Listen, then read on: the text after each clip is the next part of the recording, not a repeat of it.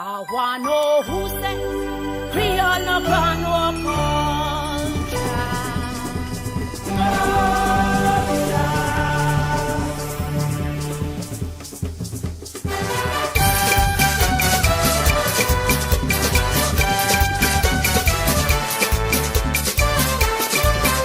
Warm greetings from the Humanities and Education Department.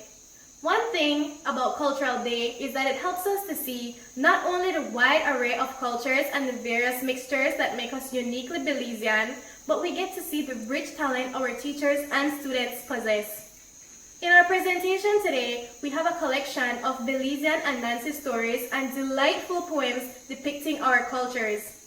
Here to start us off, we have a beautiful rendition of an Anansi story by the name of Anansi and the Magic Dish.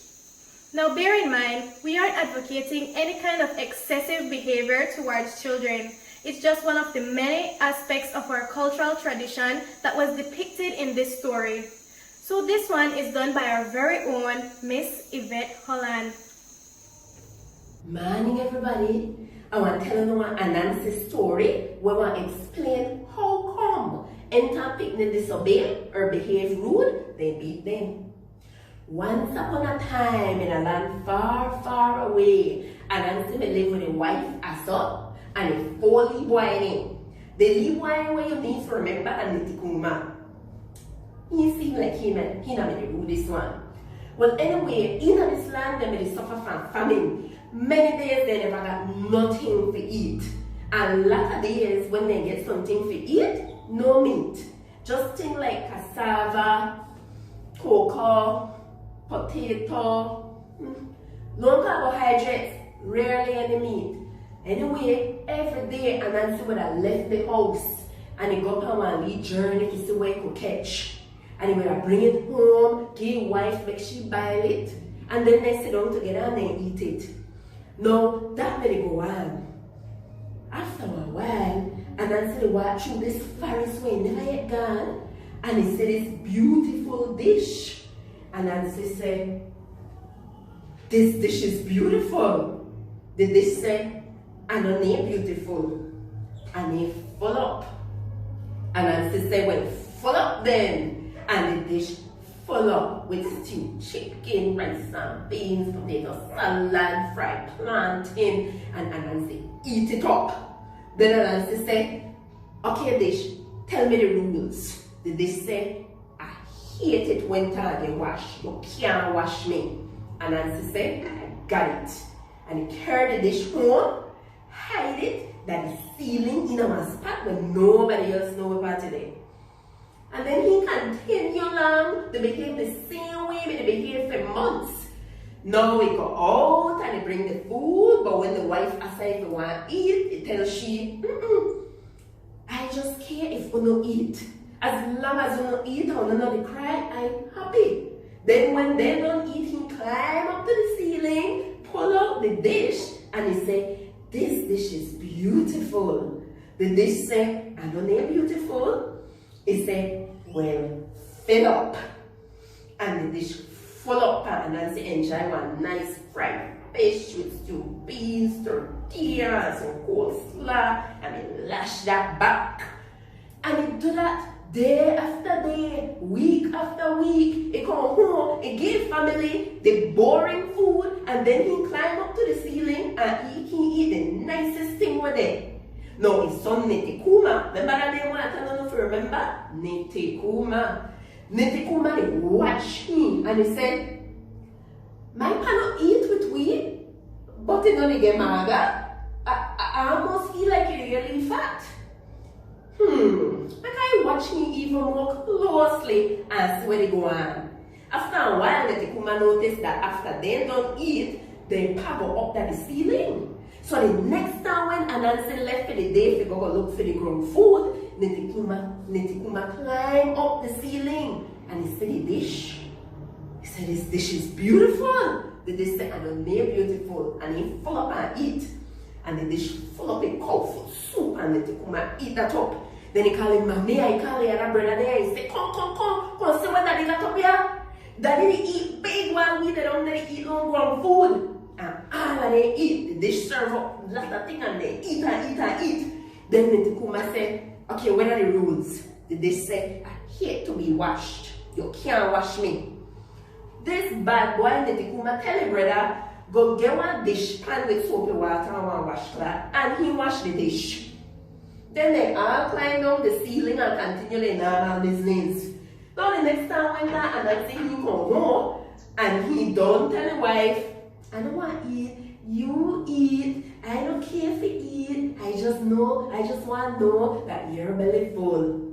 When Anansi climb up to the ceiling to get the food, he tell the dish, this dish is beautiful. Silence. This dish is beautiful. Silence. This dish is beautiful. Silence. Then, Otarikana I and see the basin with the soapy water and the dishcloth, and Nancy said, I know the soapy water, I know the dishcloth, and the tikuma. And he vexed and he stormed off down the ceiling and he gone. Upset, but you know what to do with himself. As he walked through another forest, he see my pretty whip. And Nancy said, this whip is beautiful. The whip said, I don't know beautiful. And he swish. And Nancy said, well, swish then. And the whip beat her. And he beat her. And he beat her. Swish, swish, swish. While the bird with the watch said, cool and easy now. And he would stop.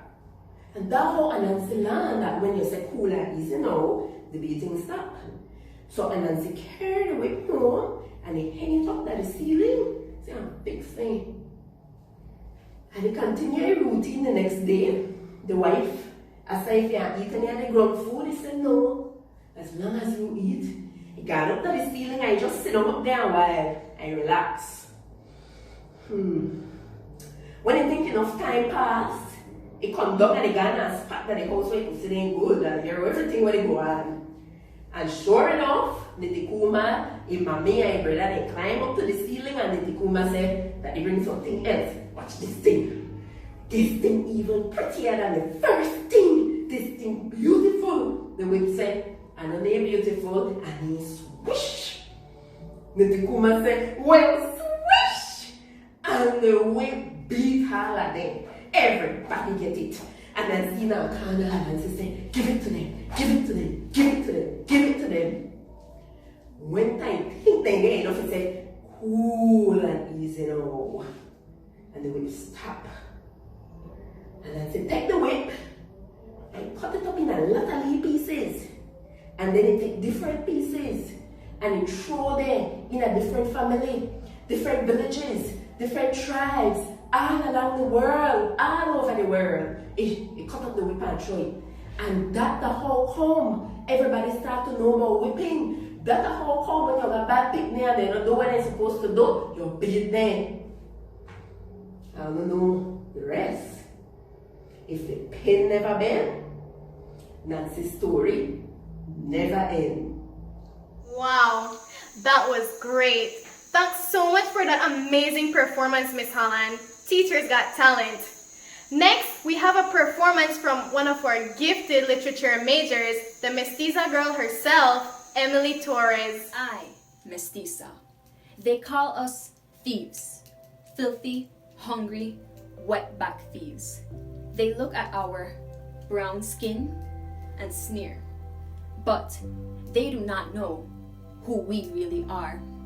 I am the daughter of Cleopatra, bastard daughter of Cortes, lonely child of a Mayan priestess. I stand with one leg between the Nile and the other between the Rio Grande. I am a golden brown that has been diluted from Aztec bronze, African coffee, and Spanish milk. My skin is not dirty. My skin is beautiful. My skin is the color of cinnamon, powdered gold, ground coffee beans, rich soil, clay. I am both the result of genocide and hope. I am equal parts suffering and joy. They can sneer all they want, can demean and degrade us, can call us dirty, but they cannot make me ugly. Ugly are their white shark teeth. Ugly are their serpent mouths. But I am beautiful.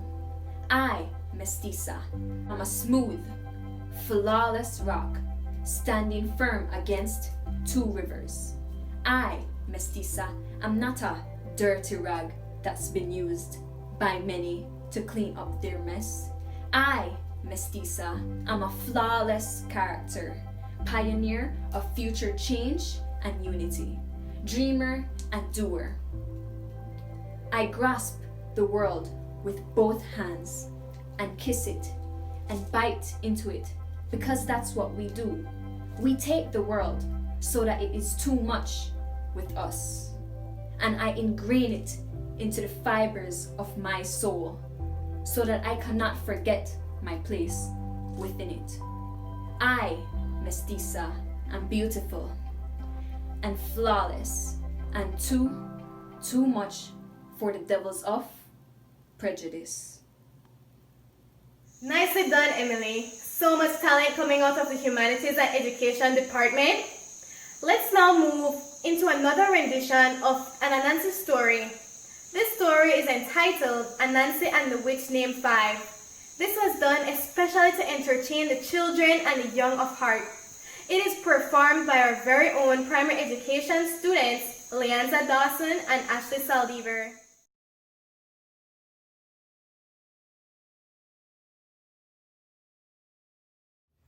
Anansi, the trickster spider, lived in a village where famine and drought were all over the land, and Anansi had to figure out a way to survive. In the same village was a witch named Five. She hated her name and cast a spell so that if anyone used her name, they would fall asleep for a year. Stop it. Anansi said, Aha! I will trick someone into saying her name and I will have food for my spider family. he had saved a little bit of corn and made 5 piles out of it. He sat on one, called Mrs. Rabbit. Hey, Mrs. Rabbit, would you like some corn for your children? Of course, Mrs. Rabbit came running. Anansi told her, If you tell me how many piles of corn there are, then I'll let you have one of them. Mrs. Rabbit counted 1, 2, 3, 4, 5. When she said the witch's name, she fell asleep. Anansi took her home, but as the food was running out, Anansi decided to try his trick again. This time he chose Mr. Squirrel. Hey, Mr. Squirrel, would you like some corn for your children? Of course, Mr. Squirrel came running. Anansi told him, If you tell me how many piles of corn there are, then I'll let you have one. Mr. Squirrel counted 1, 2, 3, 4, 5. When he said the witch's name, he fell asleep. Anansi took home Mr. Squirrel and his wife cooked him. They had food for weeks. Soon the food was running out again. This time he set his sights on Mrs. Goose. Now Mrs. Goose knew Anansi was a trickster and not to be trusted. Sitting on his pile of corn, Anansi told Mrs. Goose to count the piles and she could have them. Mrs. Goose smiled and counted 1, 2, 3, 4, and the one you're sitting on. Anansi got angry and said, No, that's no way to count. Do it right. Mrs. Goose smiled and counted 1, 2, 3, 4, and the one you're sitting on.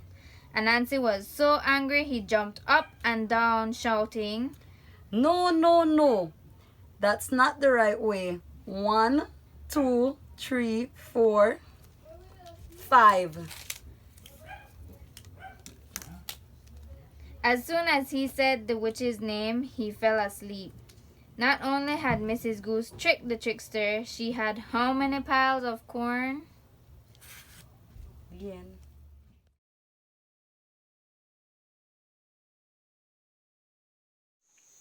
Thanks again for that delightful performance, Leanza and Ashley. Great props. Up next, we have another beautiful poem done by the brilliant Destiny Longsworth.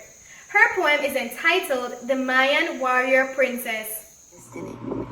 Be'elek tener yan, in sikalboten, un pel katekola yetel. Te esh vale walik ich ingles, utialo patal entender malob.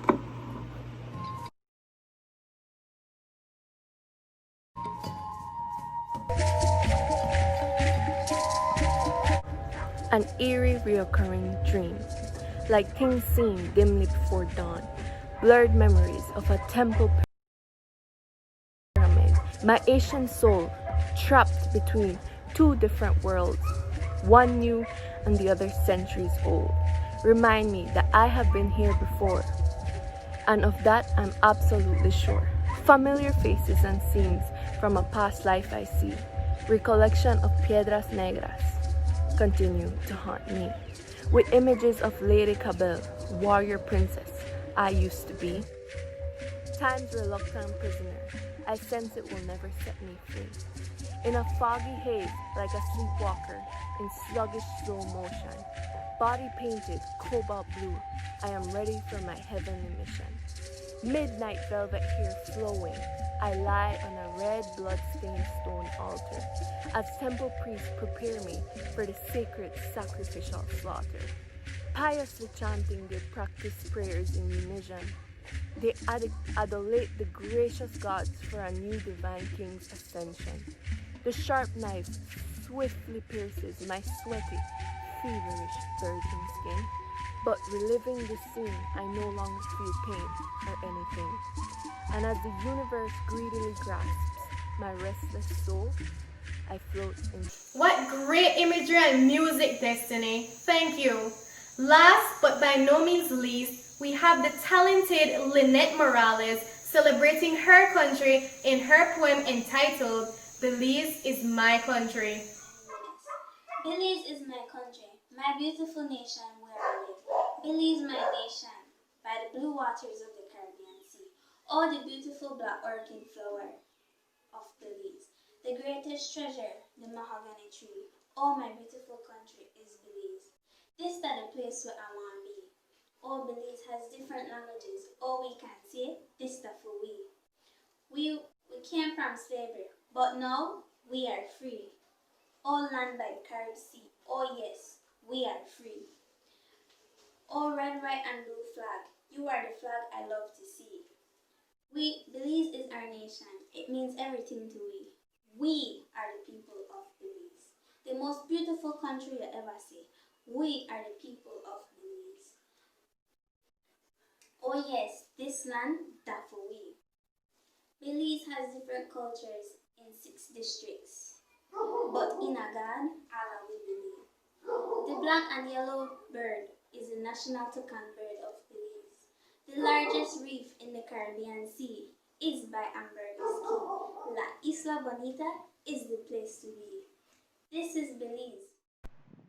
Nuestro Departamento de Humanidades y Educación quisiera agradecerles a todos ustedes por su atención. Gracias especialmente a quienes dieron su apoyo a esta iniciativa. Gracias a quienes trabajaron incansablemente para completar este video, especialmente a los maestros y estudiantes que participaron para celebrar las hermosas culturas que conforman Belice y ayudaron a que nuestra Semana de Diversidad Cultural fuera un éxito. Una identidad, muchas culturas, un país, Belice. Our Humanities and Education Department would like to thank each and every one of you for your attention. Thanks especially to those who gave their input to this initiative, those who worked tirelessly to compile this video, especially our teachers and students who participated to celebrate the rich, diverse cultures that make up Belize and help to make our Culture Diversity Week a success. One identity, many cultures, one country, Belize.